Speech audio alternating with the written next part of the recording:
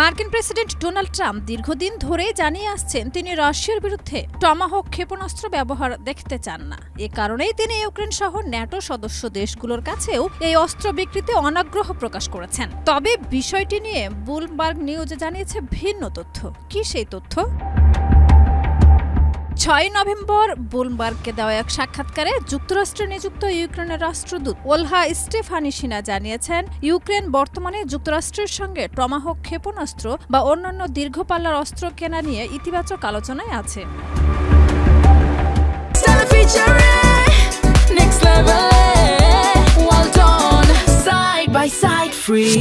The গার্ডিয়ানের তথ্য মতে Tomahawk হল যুক্তরাষ্ট্রের তৈরি দূরপাল্লার ক্রুজ মিসাইল, যা যুদ্ধ জাহাজ বা সাবমেরিন থেকে নিক্ষেপ করা যায়। এটি ভূপৃষ্ঠের নির্দিষ্ট লক্ষ্যবস্তুতে অত্যন্ত নিখুঁতভাবে আঘাত হানতে সক্ষম। নিচু উচ্চতায় উড়ে বলে রাডারে ধরা পড়ে না, আর এতে রয়েছে উন্নত জিপিএস ও নেভিগেশন ব্যবস্থা।